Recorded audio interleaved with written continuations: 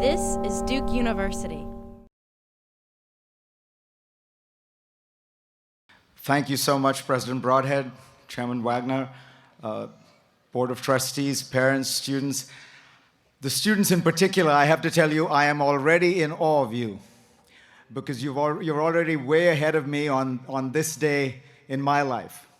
You see, I actually didn't make it to my commencement day celebration. I celebrated a bit the night before, and I think I did a kind of anticipatory celebration of what was meant to be the night after, well, didn't make it for most of it. And so this is a chance to do a redo, so thank you.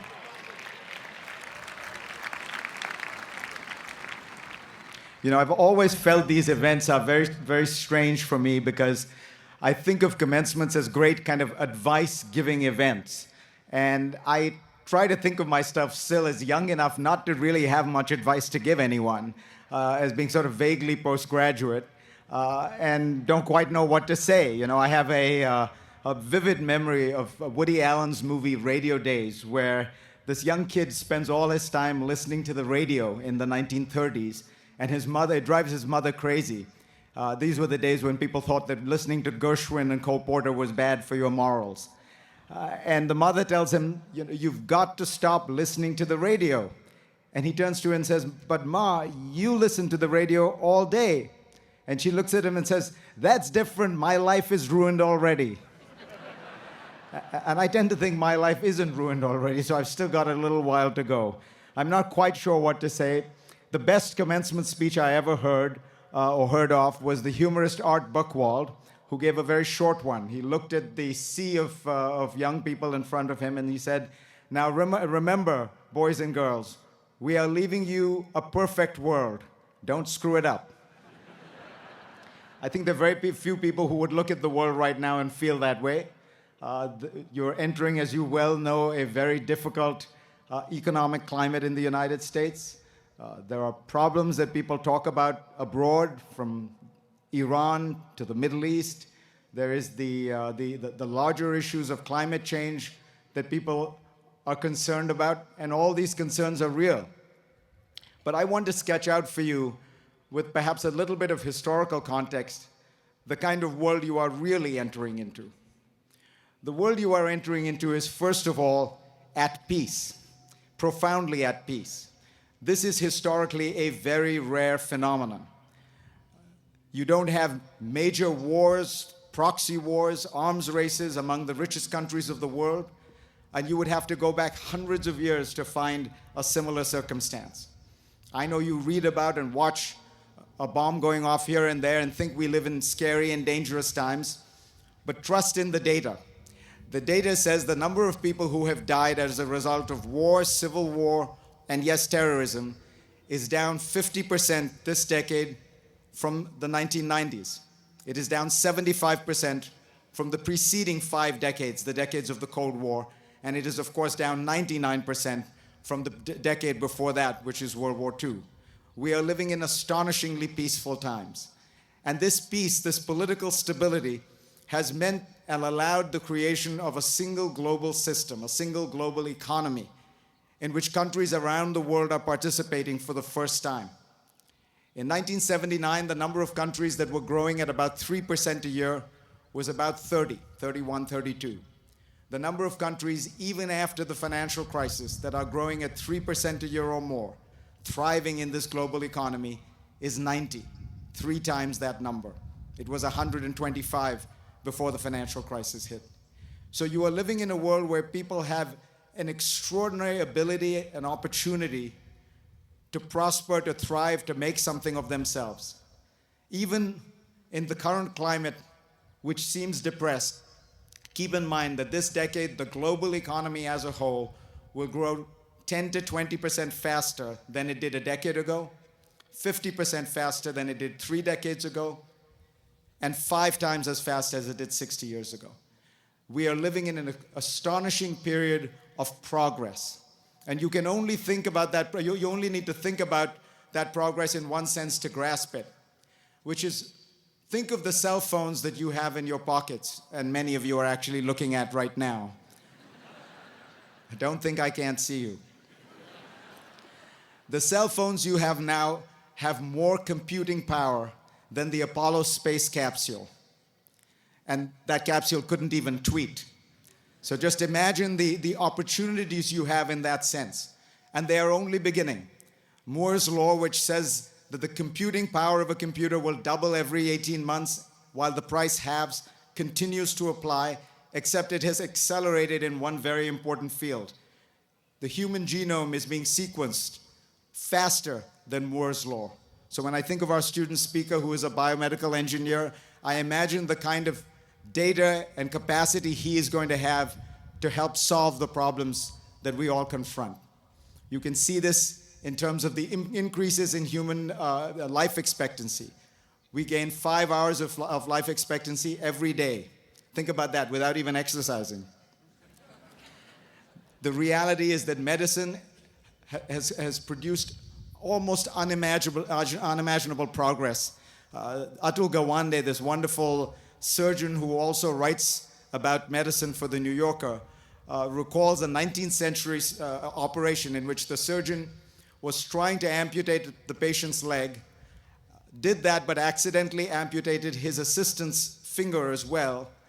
Both patients, I suppose one would call them, both patients died of sepsis, and an onlooker died of shock. It is the only known medical procedure to have a 300% fatality. You can be assured that thanks to efforts of places like Duke, medical technology and medical procedures have gotten much, much better, and you can see it, as I say, in this extraordinary rise in life expectancy around the world.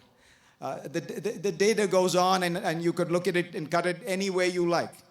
You look at the number of college graduates we will have globally. It has risen 4-fold in the last 4 decades for men. It has risen 7-fold for women.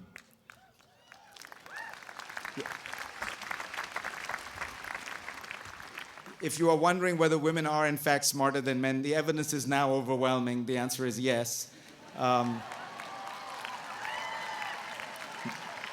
favorite example of this is there was a study done over the last 25 years in which it found, per person, female representatives in the House of Congress were able to bring back $49 million more in federal grants than their male counterparts. So even at pork barrel politics, it turns out women are better than men. So we can look forward to a world with increasing female participation. Now, when I tell you all these things, I don't want you to feel that I'm urging some kind of complacency. I'm not. What I'm pointing out is that there have been extraordinary challenges over the last 50 years, 75 years, a depression, a world war, a cold war, and many, many smaller ones. But we have overcome them.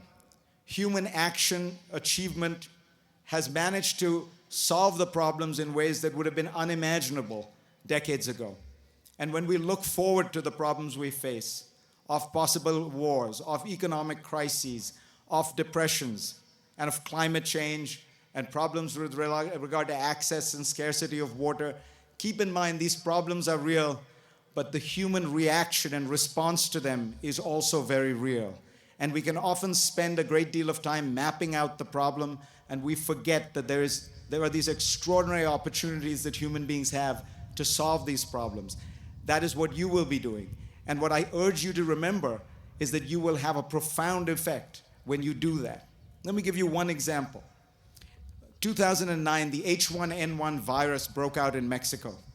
Now, if you'd looked back and seen the trajectory of these kinds of viruses, it is quite conceivable that you would have had one like the Asian flu in 1957 or in 1968, in which 4 million people died. But the Mexican health authorities in this case identified the problem early, shared the information with the WHO, learned best practices fast, tracked down the outbreak exactly where it was, quarantined people, vaccinated people. They went on a full-scale alert. In a Catholic country, it was not allowed to go to church for 3 Sundays. Perhaps more importantly, you weren't allowed to go to soccer games for 3 weeks. And that had the result of massively containing the problem to the point where 3 months later, people wondered what the big fuss was about and did we overreact. We didn't overreact. We reacted, we responded, we solved the problem. That is what we often forget when we confront these challenges. Now, if you look at this and say, that's all wonderful for the world at large, but what does it mean for the country that this great university is in? Well, I can only remind you that you are living in a country that has the most dynamic economy in the world, that continues to have the greatest technology companies in the world, that continues to have the greatest universities in the world. There are 3 lists that rank universities, top 20, top 50, top 100. America dominates all those lists, and you can be sure of that because Duke is on all of them.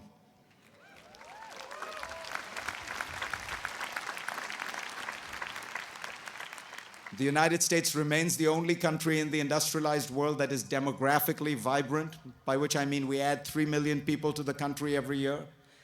That itself gives it a powerful life force, and that life force is perhaps renewed and made especially new by the fact that so many of these people are immigrants. They come to this country with aspirations, with hunger, with drive, with determination. And you look at that picture of a country that is economically, technologically, in societal terms, vibrant and dynamic, and you say to yourself, will I as an individual have the opportunity to make an impact, to solve some of these problems? I think the answer clearly is yes. So I say to you, yes, you may be going through a particular year or two that are more difficult than others have been, but this is an extraordinary world to come into. This is an extraordinary country to come into, and I think you will find that if you work at it, you can achieve anything you want. Now, people often say to me, what specific advice do you have for people going out there? You know, should you go into nanotechnology or bioengineering or investment banking? Well, I guess fewer people ask about investment banking these days. But I would say, honestly, I have no idea. And I don't know what will be the trends of the future, the waves of the future, the industries of the future. But one thing I do know is that human beings will reward and honor those talents of heart and mind they have always honored for 10,000 years. And those are intelligence, hard work, discipline, courage, loyalty, and perhaps above all, love and faith.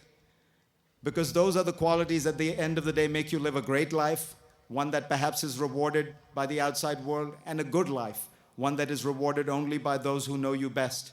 And those are the things to strive for, as they have always been. Those are the things that people built statues for 5,000 years ago. That's what people will build statues for today. Well, nobody builds statues anymore. They build weird modernist doodads with things, pieces of metal falling off them, but you get my idea.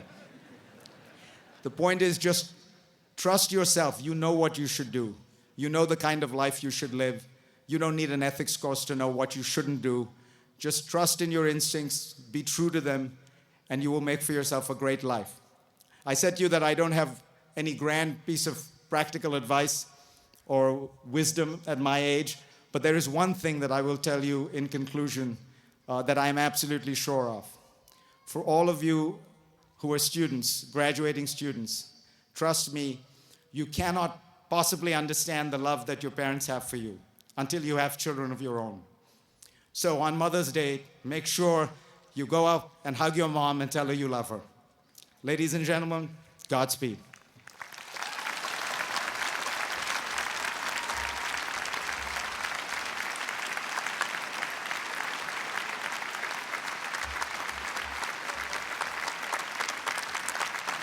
Produced by Duke University. Online at duke.edu.